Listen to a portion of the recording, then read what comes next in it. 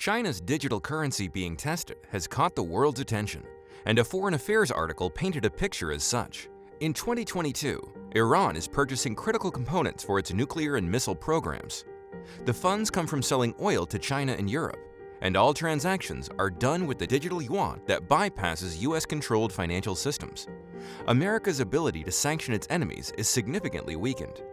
In this video, we'll discuss whether the digital yuan can challenge the dollar's dominance, what risks will it bring, and how is it different from the current digital payments and cryptocurrencies. The leader in large-scale testing. The People's Bank of China, China's central bank, started working on its own digital currency back in 2014. In May 2019, the BBC revealed Facebook was planning to launch its version of cryptocurrency, Libra, by the first quarter of 2020. This motivated the Chinese Communist Party to speed up the digital yuan's development. And regardless of whether the Libra would be approved by Western governments, the CCP wanted to win the race.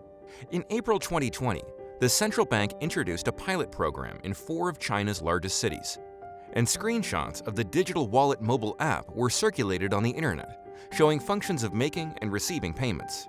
In Suzhou, a large city west of Shanghai, the government employees would start receiving half of their transportation subsidies in digital yuan. In July, China's ride-hailing company, Didi, said it was working with the People's Bank of China to test the digital yuan on its transportation platform. And in mid-August, China's Commerce Ministry said it would expand the pilot program to regions that include Beijing and Hong Kong. The central bank also indicated the plan to test the digital yuan system's capabilities and risks in cross-border transactions, which will take place during the 2022 Beijing Winter Olympics. Under the proposed timeline, a digital yuan-based international payment system will start running in about a year and a half. It will likely be the world's first government-operated digital currency system. As an authoritarian regime, the Chinese Communist Party might not be concerned about violating people's privacy when pushing for the digital yuan. Once the tests turn out successful, large-scale adoptions might complete very quickly. So how will the digital yuan work? Controllable Anonymity. The digital yuan doesn't have an official name, but it is known internally as DCEP, which is short for Digital Currency Electronic Payment. Unlike the current digital payment systems, such as Alipay and WeChat Pay, digital yuan users will not require bank accounts. And according to Mu Changcheng, the People's Bank of China official in charge of digital yuan's development, the digital wallet will allow some form of touch payments where transactions can occur even without the internet. Compared to Bitcoin, which is believed to be decentralized and anonymous, the digital yuan will be highly centralized. Although the central bank claimed the parties to the transactions will be anonymous, in practice, it seeks, quote, controllable anonymity. It will be able to track the user's purchases, and therefore, the system could help fight money laundering, gambling, and terror financing. The People's Bank of China has also claimed the digital currency was intended to replace some physical cash in circulation, also known as M0. That was not very convincing. China already has a very high level of cashless rate. According to the central bank's report, by the end of 2018, 82.39% of China's adults use digital payments. There are 900 million people that use Alipay, and in 2019, cash only accounted for 4% of household financial assets versus 24% in the United States. It would be hard to believe that all the resources spent are just to erase the 4%. Actually, replacing the M0 would be just a start. It will not be limited to M0. Instead, it should replace all the currency and maximize the digital currency's functionality and value. Otherwise, there will be issues with return on investment, writes Wang Yongli, former vice president of Bank of China. Therefore, the CCP is more likely to use the digital yuan to replace all the renminbi in circulation and increase its surveillance on Chinese economy and every Chinese citizen, especially political dissidents. When the central bank can create and issue money digitally, it can seize the citizens' money with one push of a button. And will the digital yuan help the CCP challenge the US dollar? The Digital Belt and Road. On August 7th, the U.S. Treasury Department sanctioned 11 Chinese Communist Party and Hong Kong officials. The targets included the director of the CCP's liaison office in Hong Kong, Lo Huining, and Hong Kong's chief executive, Carrie Lam. On August 12th, Bloomberg News reported that China's largest state-controlled banks are taking steps to comply with U.S. sanctions. This might sound surprising to many people. Why would China's banks do anything against their government by a foreign country's order? But the reality is, the U.S. dollar currently holds a dominant position in global finance. And in 2019, almost 90% of international transactions were conducted in U.S. dollars. The U.S. government can ask all banks that process U.S. dollar payments to stop providing services to those under sanctions. And apparently, the CCP does not want to be put in such a position. It intends to bypass the dollar payment system. In the state media CGTN's words, the digital currency provides, quote, a functional alternative to the dollar settlement system and blunts the impact of any sanctions or threats of exclusion, both at a country and company level.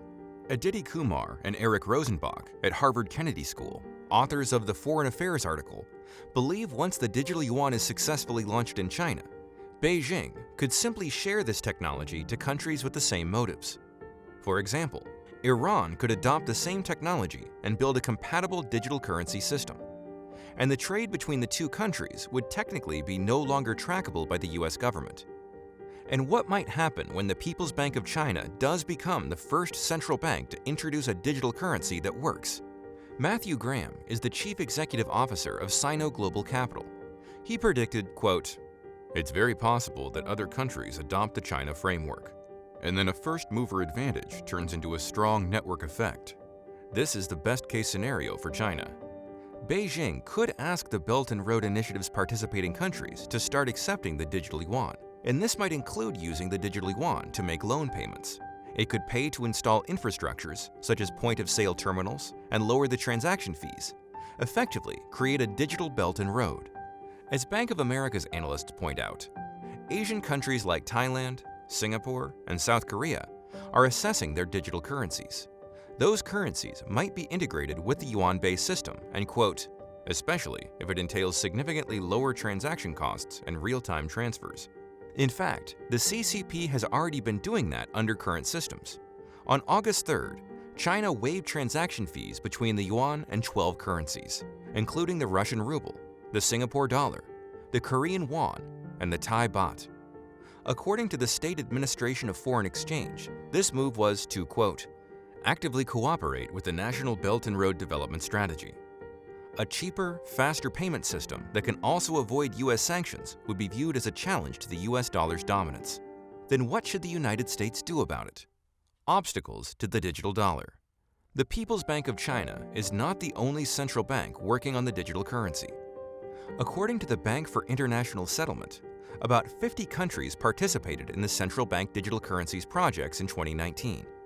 Michael Casey at CoinDesk believes there is a lot at stake.